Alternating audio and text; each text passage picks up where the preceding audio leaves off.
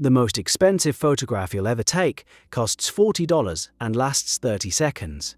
That's the going rate for stepping inside a Yayoi Kusama Infinity Room, turning on your phone camera, and being politely shoved toward the exit before your eyes even adjust. Somewhere between the velvet rope and the gift shop, art became a backdrop, and the backdrop became the entire point. Welcome to the era of the Insta-Museum, where cultural institutions realized they could skip the art entirely and just build the photo op. Cities across the world now host permanent installations with names like the Museum of Ice Cream, the Color Factory, Happy Place, and Wonderland Dreams. These are rooms, painted rooms with ball pits, neon signs that say "You are enough," and foam pools shaped like sprinkles. The ticket costs $30 to $45. The average visit lasts under an hour. The average Instagram post lasts forever, which is the actual product being sold. The business model is elegant in its honesty. Once you strip away the pretense, you are paying for content. The room exists to be photographed. The lighting is calibrated for smartphone cameras. The color palettes trend toward millennial pink and saturated teal because those perform well on feeds. Some of these venues literally have ring lights built into the walls. The curators, and that word is doing some heavy lifting here, design each room around a single question. Will this get shared? Traditional museums noticed, and they adapted in the worst possible way. Major institutions started measuring success by social media impressions. Exhibitions got redesigned around Instagrammable moments. The Kusama Infinity Rooms became the most visible example. Kusama herself has spent decades creating immersive environments rooted in her experience with visual hallucinations and obsessive repetition. The work is genuinely significant. The experience of standing inside one, surrounded by infinite points of light, was designed to dissolve the boundary between self and space. You were supposed to lose yourself. Instead, you get 45 seconds with a timed entry slot, and most of that time goes toward finding the angle that makes your reflection look best in the mirrors. The museum gets a sellout crowd. Kusama gets her name on a tote bag. Everyone leaves with content. The logical next step was cutting out the artist altogether. Celebrity art galleries started appearing in major cities, showcasing paintings and sculptures by actors, musicians and influencers whose primary qualification is fame. The work ranges from competent to catastrophic. Some of these paintings look like they were made during a team-building exercise at a corporate retreat. That's fine. Everyone deserves a hobby. The problem starts when the hobby gets a gallery show in Chelsea with price tags in the tens of thousands, and critics have to pretend the emperor's new brushstrokes deserve serious analysis. The art sells anyway, because the buyer is purchasing proximity to celebrity, and the painting is just the receipt. This is where the economics get genuinely absurd. In 2019, Maurizio Cattelan duct-taped a banana to a wall at Art Basel Miami and titled it "Comedian." It sold for $120,000. Then a second edition sold for the same price. Then a third went for $150,000. The banana was real. It rotted. It got replaced. The concept apparently was the commodity.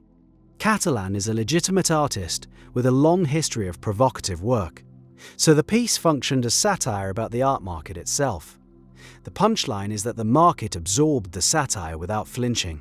The collectors who bought the banana weren't embarrassed by the joke. They were the joke, and they framed it. A banana taped to a wall for 6 figures. Meanwhile, thousands of working artists can't afford studio rent. The auction houses have turned this absurdity into a quarterly ritual. Christie's and Sotheby's now sell NFTs, AI-generated images, and conceptual pieces where the art is a certificate describing an idea. The prices function as status signals for the ultra-wealthy, completely detached from any aesthetic or cultural value a normal person would recognize. A painting sells for $90 million, and the buyer stores it in a tax-free warehouse in Geneva that they'll never visit. The art exists as a line item on a balance sheet. It hangs in a climate-controlled vault next to other line items, all of them accruing value in the dark, seen by nobody. So art now operates on 2 parallel tracks that have almost nothing to do with each other. Track 1, the Instagram economy. Art as content. Rooms designed for phones. Exhibits measured in shares. The audience is the product, the experience is the marketing. And the art is whatever fills the frame. Track 2, the investment economy. Art as asset class. Pieces bought by funds, stored in vaults, traded like derivatives. The audience is irrelevant because the art is never displayed. Both tracks share one thing in common: the work itself is beside the point. In the content economy, the work just needs to photograph well. In the investment economy, it just needs to appreciate. The question nobody in the industry wants to answer honestly: where does actual art happen now? Because it does happen. Artists are still making extraordinary work. Sculptors, painters, installation artists, video artists, printmakers. They exist in enormous numbers, producing work that's ambitious and strange and difficult and beautiful. They show in small galleries, community spaces, warehouses, and online platforms where the commission structure eats half their income. They apply for grants that fund one project per year out of 3,000 applications. They teach to pay rent. They make art on evenings and weekends, the same way people with real jobs always have. The gap between these artists and the banana on a wall economy is the gap between cooking dinner and watching a cooking show. One involves actual skill, actual labor, actual risk. The other involves a camera and good lighting. And the Insta museums have quietly redefined what the public expects from art. A generation now associates museums with selfie opportunities. The Museum of Ice Cream had more visitors in its first year than most mid-size art museums get in 5. When your competition for audience attention is a room full of rainbow sprinkles with a DJ, a thoughtful exhibition about post-war abstraction feels like homework. Curators know this. They feel the pressure. Every new exhibition proposal now includes a question that would have been unthinkable 20 years ago. What's the social media strategy? The neon signs are the purest symbol of the whole phenomenon. Good vibes only. But first, coffee. You look good. These phrases, written in cursive neon and hung against pastel walls, are the dominant visual language of the Insta Museum. They communicate nothing. They challenge nothing. They exist to be legible in a photograph at arm's length. They're the aesthetic equivalent of a stock photo watermark, a placeholder where meaning should be. And yet they work. People line up, people pay, people post.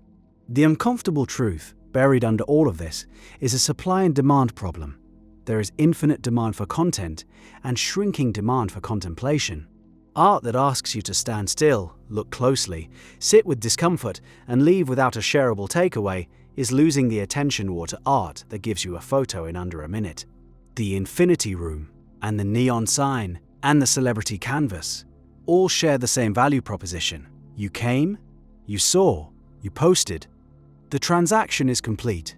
You never have to think about it again. Catalan's banana was supposed to mock this. A literal piece of fruit taped to a wall sold for the price of a house. The satire was so on the nose it barely qualified as satire, and the market bought it anyway, 3 times. Because the market doesn't process irony, the market processes scarcity, brand recognition, and resale potential. You can tape a banana to a wall as a joke about the absurdity of art commodification. And the art commodification machine will simply add your joke to its inventory. It doesn't care that you're laughing. Your laughter has a price tag now, and someone in Miami just bid on it. The galleries keep opening. The neon signs keep glowing. Somewhere, in a studio apartment with bad ventilation, an artist is making something that will never photograph well. Something that needs to be seen in person, in silence, for longer than 30 seconds. Something that won't fit in a feed, or a vault or a branded tote bag. That work still exists. It just costs $40 less to experience, which in this economy means almost nobody will.